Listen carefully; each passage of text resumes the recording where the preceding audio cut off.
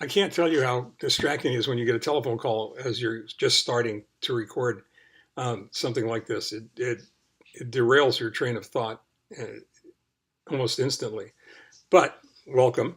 Today is the 8th of May, 2019. This is T+36 or post transplant 36 days, journal 42, um, which is insane when you think about it. I think it's insane anyway. Um, I wanted to talk about something that happened today, and today was a good day. Today, all of the infusions that I got on Monday kicked in, and I felt almost human again, almost normal. Um, the Neupogen shot that I got, the platelets, the red blood cells, the hydration, all of it uh, was beginning to work and feel really good. But I got a letter today. I got an actual, honest to God, handwritten letter.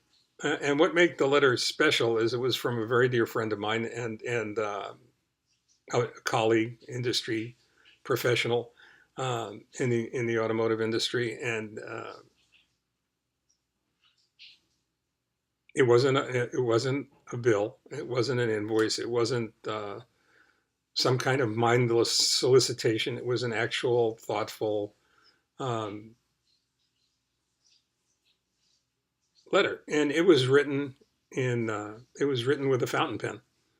Um, I learned how to write. I learned cursive writing with a fountain pen. That's how old I am. At a wooden desk at PS 177 in Brooklyn, which, by the way, was the same grammar school or elementary school that my dad went to, and actually had the same kindergarten teacher he had, if you can believe that, which was pretty crazy, all in and of itself. But I was thinking as I was reading the letter, and if you want to know what kind of a human being the person who sent the letter was, he's a fountain pen junkie, and so am I. Um, and when he was out shopping for a new fountain pen, he thought about me and purchased two identical fountain pens and cartridges for both, and then went home and boxed up envelopes, return address 3M tags, uh, put in a bunch of stamps. Uh, so there was absolutely no excuse not to write back, as if I needed an excuse not to write back. So I was looking at the letter today, and when it came in, and I was really excited to get it because it just feels different. It feels good, and my friend went ahead and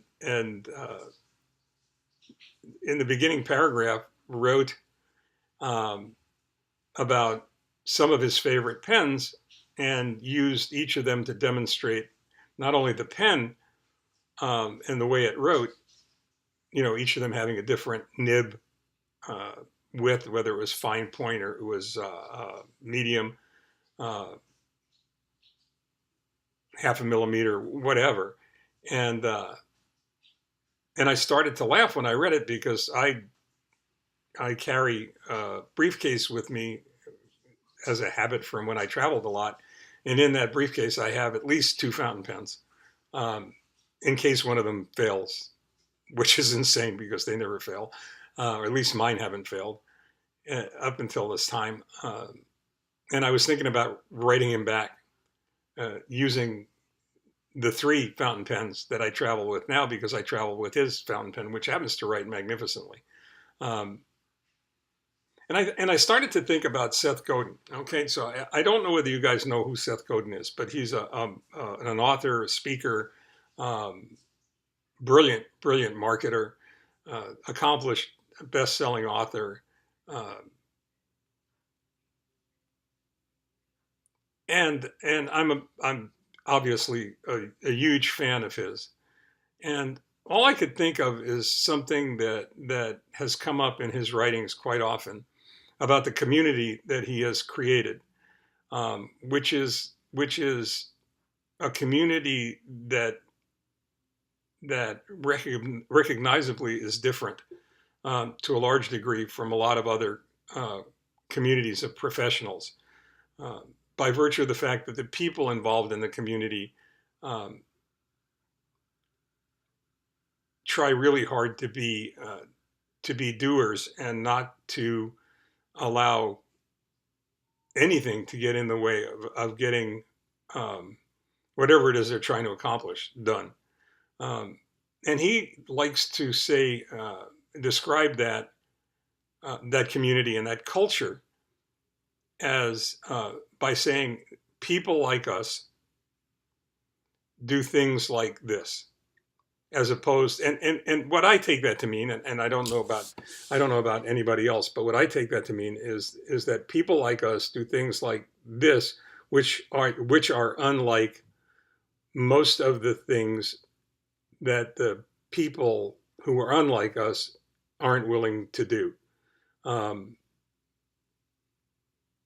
which is take the extra step to answer the next logical question, um, to do the best possible work they're capable of, rather than just work that'll get them by.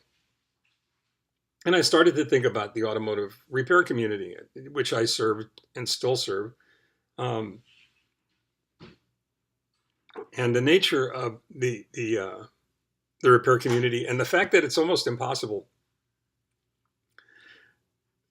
for anyone to define that community in simple terms because it's so diverse.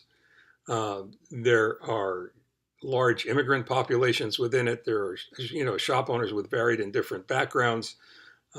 It's just, and there are over 100,000 shops in the country, probably 170,000 um, shops that they can find, that are out there that are on the tax rolls and whatever, um, plus a lot of other ones. And I started to extrapolate that into so many other things.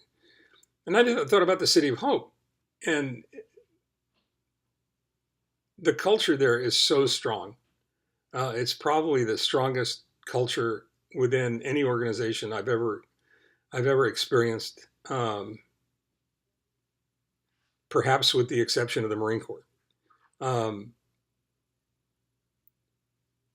it is a place where you can truly say, with the thousands of employees that they have throughout the company in research and in development and nursing, in pure medicine, um, you can truly look at that performance and that behavior and say people like them do things like this.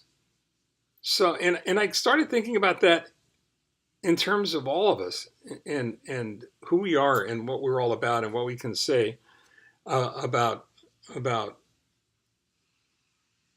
our performance and the way we approach things. And I think about myself, you know, as I have plenty of time to be introspective. Um, and I think about myself and I'd say, okay, people like me approach an illness like this way, and probably can't approach it any other way because we don't know how.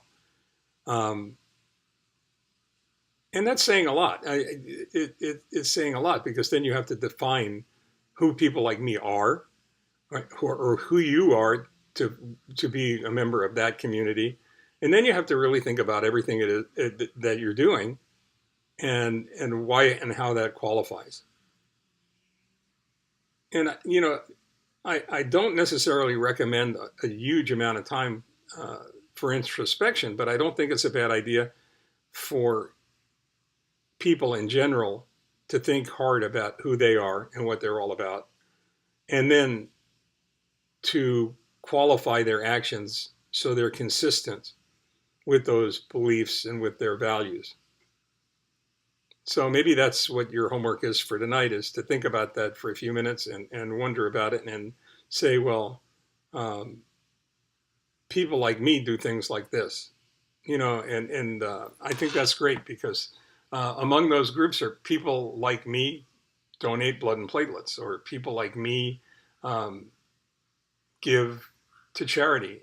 Um, People like me do all kinds of different things, and that's not a bad inventory to put together. Nor is it a bad idea to put that kind of an inventory together, or to write, um, rewrite your resume, even though you're a principal in a company or whatever, just to see how far you've come and what it is you've accomplished lately. So I'll leave you to that homework. You'll have to let me know how that works out for you. Um, until tomorrow. Tomorrow's a clinic day, so I go for blood work and to see the doc, and hopefully it'll be a good visit. Um, Stay well, take care. Um, Recognize the fact that I care about those of you who are dialing in regularly, and those of you who are paying attention. Um, I care about all of you deeply. So that's what people like me do.